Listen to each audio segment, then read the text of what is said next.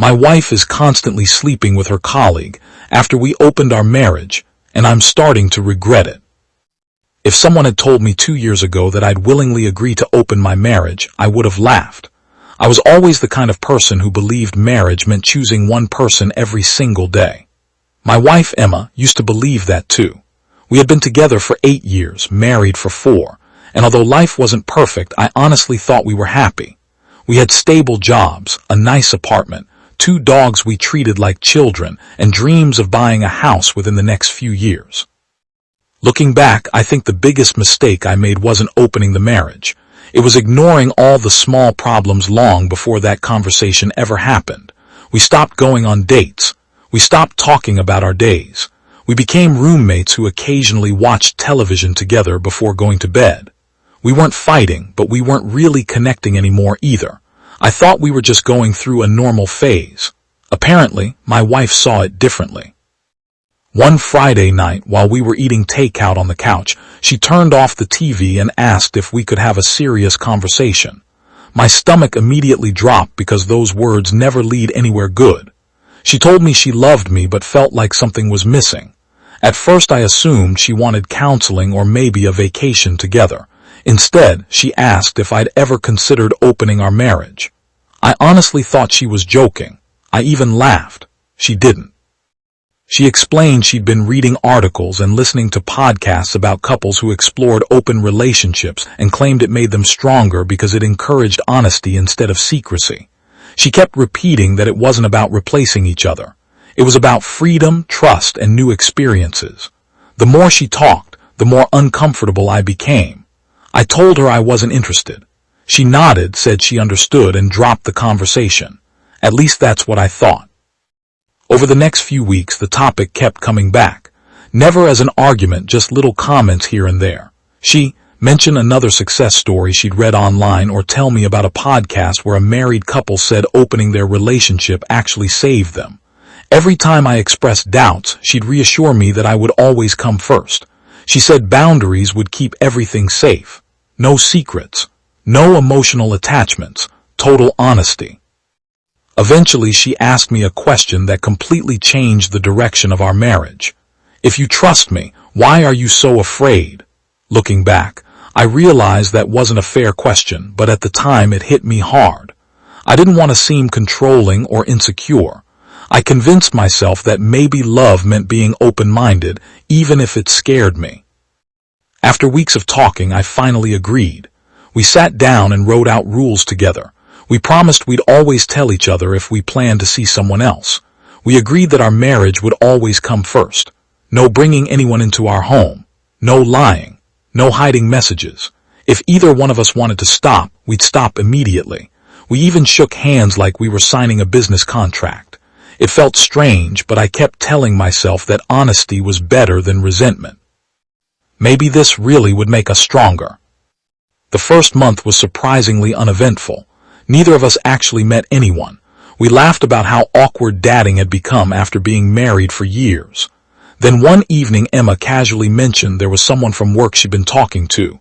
She described him as funny, respectful, and easy to get along with. His name was Ryan. I smiled and acted supportive because, technically, this was exactly what we'd agreed to. Inside, though, something felt different. I couldn't explain it. I told myself I was simply adjusting. A week later, she told me she was going out for dinner with him after work. She kissed me goodbye like it was any normal evening and promised she'd be home before midnight. I spent that entire night pretending to watch movies while checking the clock every 15 minutes. She finally came home around 11, smiling in a way I hadn't seen in months. She seemed lighter, happier.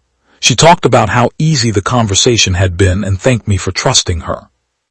I forced a smile and said I was glad she'd had a nice evening.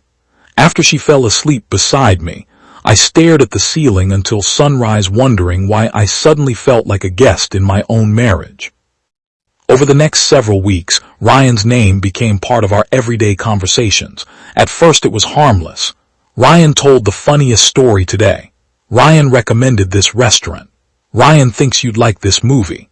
Eventually, those conversations turned into regular dinners after work, then weekend coffee meetups, then entire Saturday afternoons. Every single time I reminded myself that I'd agreed to this. Every single time I swallowed the feeling in my chest, because I didn't want to be the husband who broke the rules we'd created together. Meanwhile, my own experience with the open marriage couldn't have been more different. I downloaded dating apps but never actually met anyone. Every conversation felt forced because, deep down, I didn't want someone else. I wanted my wife, the woman I married, the woman who now seemed more excited to get ready for evenings with another man than date nights with me. The hardest part wasn't jealousy. It was realizing how excited she looked whenever she talked about him. That excitement used to belong to us. One evening, I suggested we have a weekend away together like we used to. She looked at her calendar and apologized because she'd already made plans with Ryan to attend a local food festival. She immediately offered another weekend instead, but something inside me cracked. I smiled and told her it was fine even though it clearly was. I spent that Saturday alone walking through the park while imagining her laughing with someone else. That's when I started asking myself a question I never thought I'd have to ask. Had we opened our marriage, or had I simply helped my wife slowly walk into another relationship while I stood there pretending everything was okay? I wanted to believe things would get better. I wanted to believe we could still fix this. But deep down, I was beginning to realize we'd crossed a line neither of us fully understood. And the conversation we were about to have would change everything. I finally admitted the truth, and it was too late. The conversation happened on a Tuesday night. Emma had just come home from work, tossed her keys on the kitchen counter, and smiled as she told me she'd be going out again on Thursday. I didn't even ask with who. I already knew. Ryan's name had become so common in our house that it almost felt like he lived with us. I stood there for a few seconds before quietly asking, "When was the last time we actually spent a whole evening together?" She looked confused. "Didn't we watch a movie last week?" I nodded. "We watched half a movie before you spent an hour answering work messages from Ryan." Her smile disappeared. For the first time in months, the room felt painfully quiet. She sat down across from me and asked what was wrong. I didn't yell. I didn't accuse her of cheating because technically she was. We agreed to this. Instead, I told her the truth. I told her I felt lonely in my own marriage. I told her I missed the woman who used to surprise me with coffee before work, who wanted to cook dinner together, who laughed at my terrible jokes. Somewhere along the way, those little moments had disappeared, and another man seemed to be getting the best version of my wife while I was left with whatever energy remained at the end of the day. My voice cracked when I admitted something I'd been trying to hide for months. "I don't think I can keep doing this." Emma looked genuinely surprised. She reminded me that we'd made this decision together. She said we'd promised to communicate if either of us started struggling.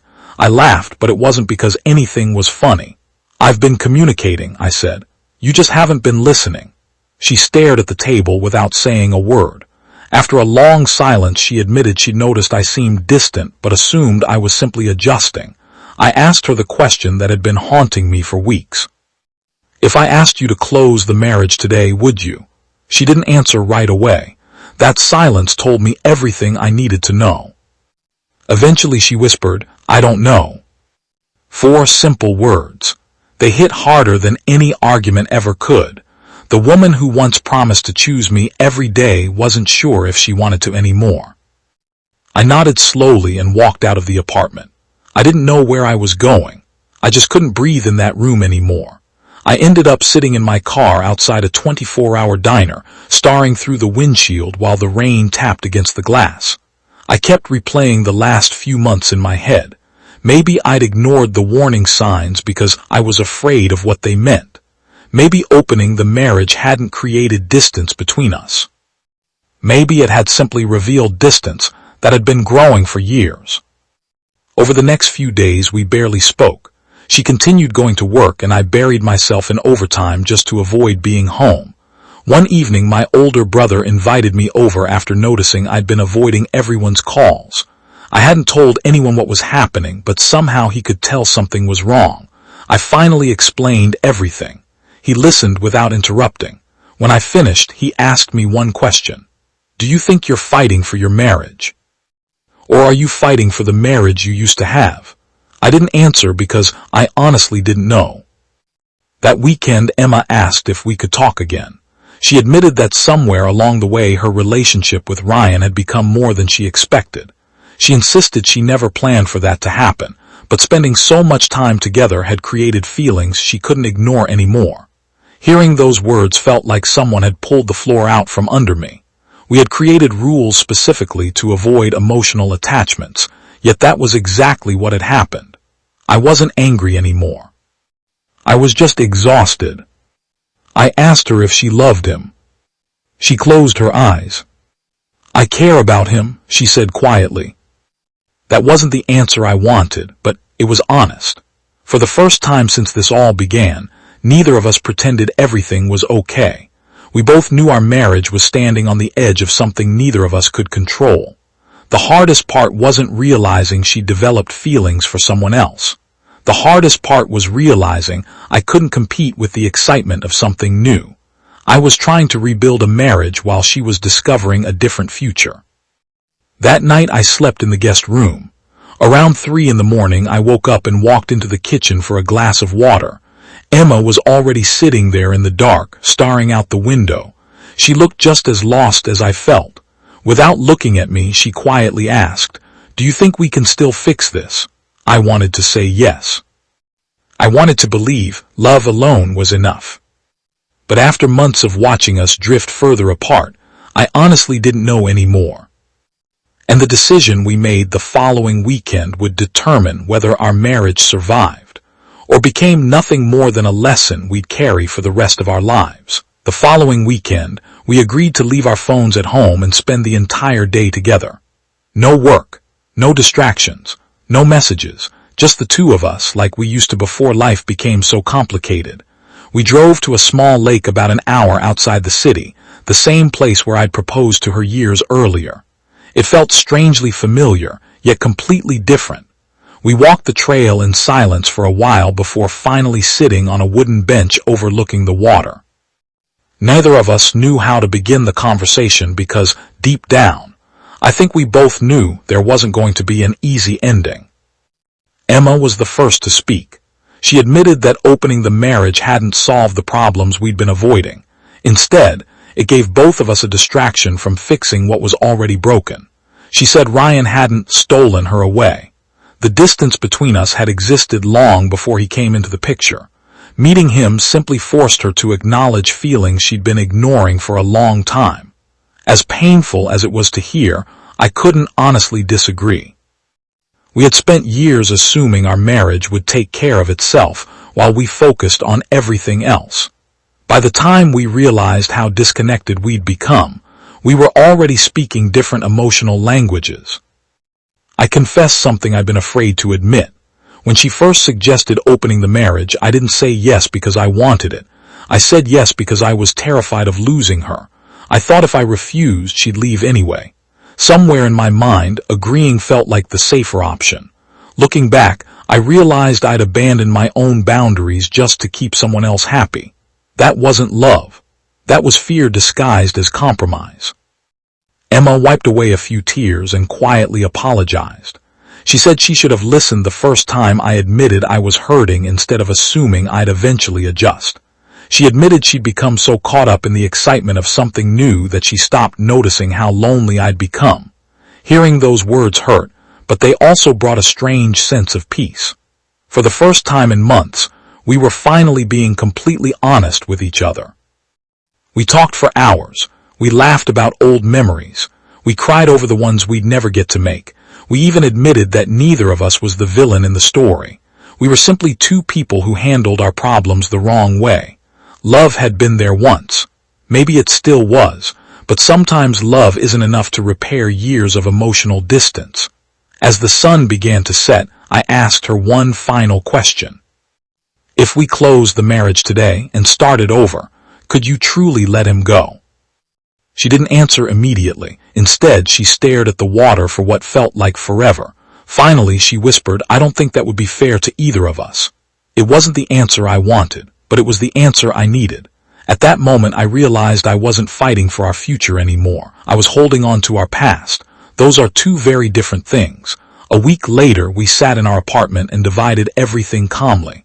There were no screaming matches, no broken furniture, no dramatic exits. We decided to separate respectfully before resentment replaced every good memory we'd ever shared. It was one of the hardest days of my life. Watching someone you once planned to grow old with pack their belongings is a feeling I wouldn't wish on anyone. The first few months after the separation were brutal. The apartment felt empty. I kept expecting to hear her keys in the front door after work.